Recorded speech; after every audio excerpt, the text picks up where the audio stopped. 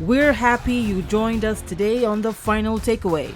Here on this channel, we dive deep into current events as well as social, cultural, political, economic, and legal issues affecting the people. Our content seeks to encourage critical thinking and informed discussions on topics important to the public. Follow us on Facebook and subscribe to stay connected. Little Adrianna Younge's remains are in the United States, where a new autopsy is expected to be conducted by a new post-mortem examiner. We'll bring you further details as they come to us, but here is what we know so far. The remains of the 11-year-old left Guyana on Monday, May 26, 2025, via the Chetty Jagan International Airport. The body was headed for a forensic facility in Atlanta, Georgia. We understand that the body was sent to the United States behind the parents, who arrived in the United States on an earlier flight.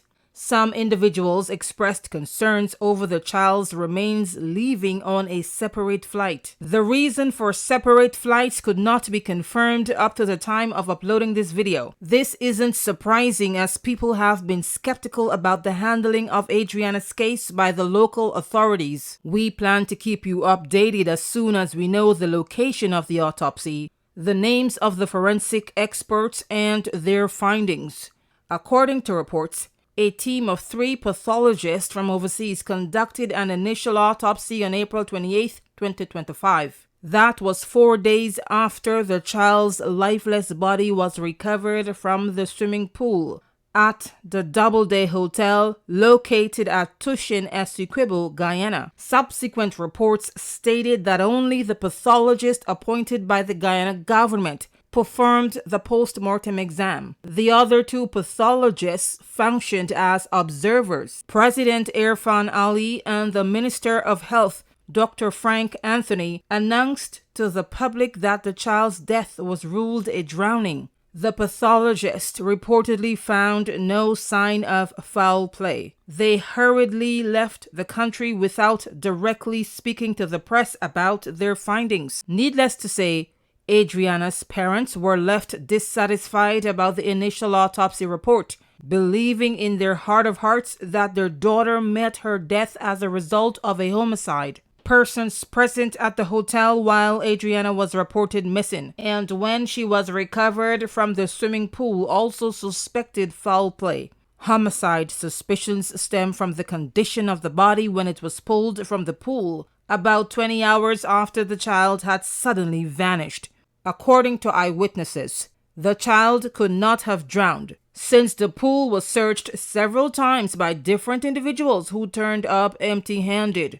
On April 23, 2025, Adrianna visited the hotel with relatives on what was supposed to be a happy family outing over the Easter weekend. Her family could not have imagined that tragedy would strike hours later. At first, it appears as if it was a case of a child who may have wandered off somewhere on the hotel's premises. Local police then misinformed the family about the child's whereabouts, placing her in a mysterious vehicle driven by a mysterious man. According to the family, the hotel's owner and the police failed to take the case of the missing child seriously. The next morning, the child turned up lifeless in the swimming pool where she was last seen alive by eyewitnesses. The family and many across the world suspect Adrianna met her death due to criminal activity. There is no shortage of theories on how the child met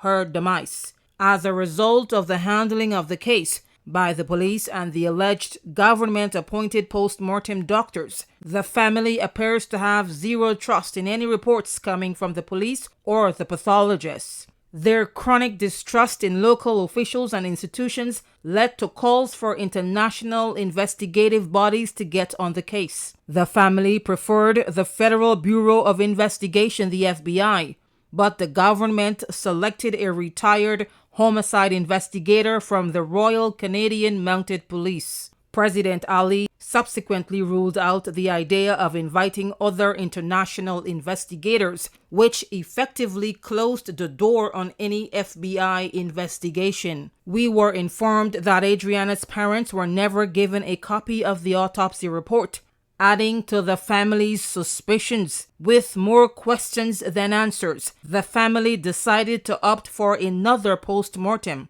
At first, Trinidadian pathologist Dr. Hubert Daisley was expected to perform the re-examination. After failing to get the necessary authorization from the Guyana Medical Council, that plan went out the window. The parents were then able to fly the child's remains to the United States for a second autopsy. We're still awaiting the final autopsy report from the first autopsy, as well as the histopathology and toxicology reports. Samples from Adrianna were sent to the United States for testing about 3 weeks ago.